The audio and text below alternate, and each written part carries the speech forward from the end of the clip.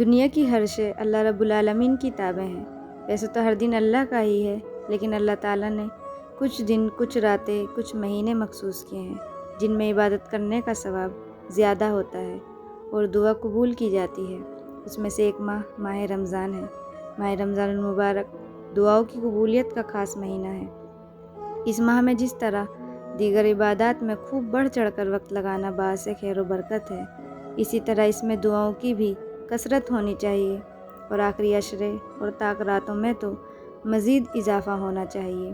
اپنے لیے، اپنے احباب کے لیے، بلکہ پورے عالم کے لیے خوب دعائیں کی جائیں۔ رمضان المبارک کا پورا مہینہ قبولیت دعا کے لیے خاص اہمیت کا حامل ہے، اس لیے اس ماہ مقدس میں دعاؤں کا خوب اہتمام کرنا چاہیے۔ اس بارے میں رسول اللہ صلی اللہ علیہ وسلم نے فرمایا کہ جب کوئی بندہ دعا کرتا ہے تو اس کی دعا قبول ہوتی ہے، یا اگر دعا قبول نہ ہو تو اس کے بدلے کوئی دوسری نعمت دے دی جاتی ہے، یا اس پر سے کوئی مصیبت ٹالی جاتی ہے، یا پھر آخرت کے لیے ذخیرہ کر دی جاتی ہے۔ رمضان کے ہر شب و روز میں جہنم کے قیدی چھوڑے جاتے ہیں، اور ہر مسلمان کی ہر شب و روز میں ایک دعا ضرور قبول ہوتی ہے۔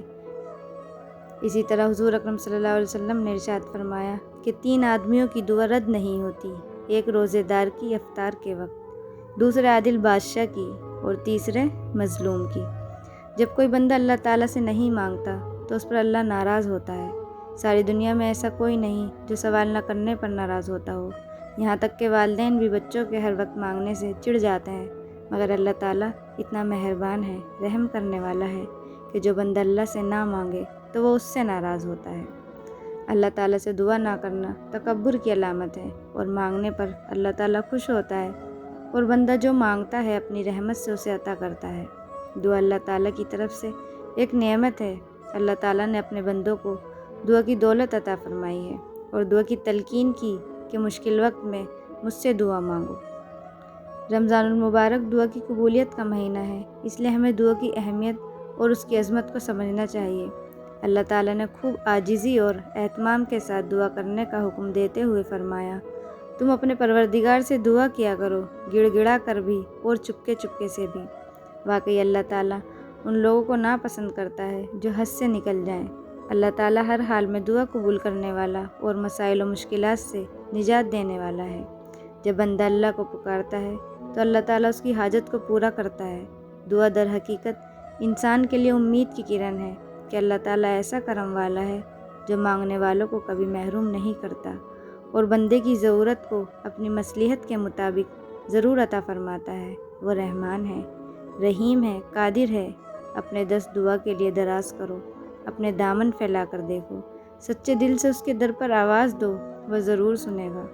اور سب سے پہلی بات جس پر ہمارا پختہ ایمان ہونا چاہیے وہ یہ ہے کہ دعائیں ہمیشہ قبول ہوتی ہیں، پھر چاہے وہ اس طرح سے قبول ہوں جس طرح سے ان کی قبولیت کا ہم نے سوچا تھا، یا پھر اس طرح سے ہوں جس طرح سے ہم نے ان کے قبول ہونے کا گمان بھی نہیں کیا، کیونکہ دونوں طریقے اللہ کی رضا کے طریقے ہیں۔ ہم اکثر یہی سوچتے ہیں کہ اگر ہماری دعاؤں کا نتیجہ ہماری خواہشوں کے مطابق نکلتا ہے تو ہی ہم اس نتیجے کو اپنی دعاؤں کی قبولیت کا نام دیتے ہیں، اور اگر ایسا نہیں ہوتا تو ہم سوچتے ہیں کہ شاید ہماری دعائیں اللہ نے رد کر دیں، حالانکہ دعائیں تو کبھی بھی نامراد نہیں لوٹائی جاتی۔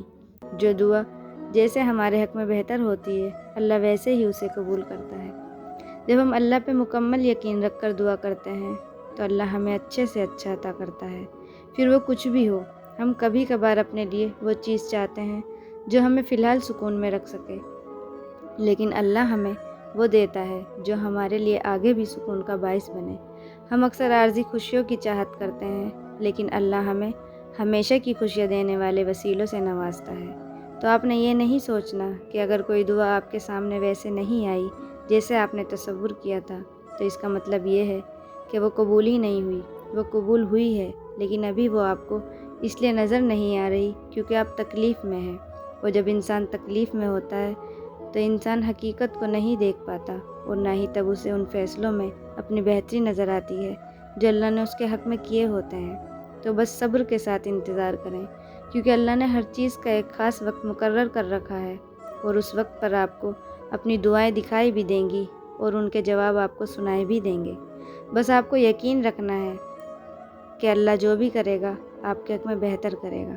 ہو سکتا ہے کہ جو آپ ابھی مانگ رہے ہیں وہ اگر آپ کو ابھی مل جاتا تو بہت تھوڑے وقت کے لیے ملتا اور پھر ہمیشہ کے لیے دور ہو جاتا، لیکن اگر وہ کچھ دیر کے بعد ملتا ہے تو ہو سکتا ہے کہ وہ ہمیشہ کے لیے آپ کے پاس رہے۔ آپ نہیں جانتے لیکن اللہ جانتا ہے۔ کچھ دعاؤں کی قبولیت ہو ہماری سوچ کے مطابق ہوتی ہے اور کچھ کی حقیقت ہم پہ اللہ وقت سے پہلے ہی کھول دیتا ہے، جیسے کسی انسان کے اصلی کردار کا آپ کو پتہ چل جانا، یا کسی چیز کا آپ کو مسلسل تکلیف پہنچانا، یا کسی ایسے انسان کا واپس لوٹ آنا جو آپ کو مشکل وقت میں ڈال کر اکیلا چھوڑ گیا ہو۔ تو ایسی صورتوں میں اللہ سے ہمیشہ صبر مانگتے ہیں، ان کے پیچھے دوبارہ نہیں بھاگتے، کیونکہ یہی آپ کا ٹیسٹ ہوتا ہے۔ ہمیں بس اللہ سے اپنی عرضیاں طلب کرنی آنی چاہیے، ہمیں اللہ سے اپنی بات منوانے کا سلیقہ آنا چاہیے۔ ہم اکثر کہتے ہیں کہ دعا جیسے بھی مانگی جائے قبول ہوتی ہے، اور یہ سچ بھی ہے، لیکن اگر آپ دعائیں کرنے میں تھوڑی سی محنت کریں گے تو اللہ آپ سے زیادہ خوش ہوگا۔ ہاتھ پھیلا کر مانگنے والے اور ہاتھ نہ پھیلا کر مانگنے والے میں کچھ تو فرق ہوتا ہے۔ آپ کا عمل ہی آپ کی شدت کو بیان کرتا ہے، اور جب آپ نماز پڑھ کر ہاتھوں کو اٹھا کر اللہ سے دعا مانگتے ہیں تو آپ یہ ظاہر کرتے ہیں کہ آپ نے اس رب کو اپنا بادشاہ مان لیا اور اپنی ہار تسلیم کر لی۔ ظاہر ہے کسی بھی ایرے گیرے کے آگے تھوڑی نہ ہاتھ پھیلائیں، ہاتھ تو صرف اس کے سامنے پھیلائے جاتے ہیں جس پر مان ہوتا ہے، اور جب اللہ کو پتہ ہوتا ہے کہ آپ مان کے ساتھ آئے ہیں تو وہ اس مان کا بھرم بھی نہیں ٹوٹنے دیتا۔ اور پھر ہاتھوں کو دعا کے لیے اٹھانے کے بعد آپ نے فوراً اپنی خواہش نہیں اللہ کو گنوانے لگ جانا، جیسے آپ صرف طلب کے لیے آئے ہیں، بلکہ سب سے پہلے آپ نے اللہ کی بڑائی بیان کرنی ہے۔ اور اللہ کی بڑائی بیان کرنے کے لیے سب سے خوبصورت سورہ کون سی ہے؟ سورہ فاتحہ۔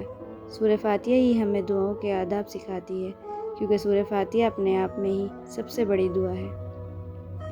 پھر آپ نے درود شریف پڑھنا ہے، کیونکہ جب تک آپ اللہ کے محبوب کو راضی نہیں کریں گے تب تک اللہ آپ سے راضی نہیں ہوگا۔ اور حضرت علی رضی اللہ تعالیٰ عنہ فرماتے ہیں، جب تک نبی اکرم صلی اللہ علیہ وسلم پر درود نہ پڑھا جائے تب تک ہر دعا روک لی جاتی ہے۔ تو آپ نے پہلے دعاؤں کا راستہ بنانا ہے، پھر ہی تو دعائیں منزل تک پہنچیں گی، اور پھر جو دل چاہے مانگے، بے پناہ مانگے، بے انتہا مانگے، اور انشاءاللہ اللہ ضرور قبول کرے گا۔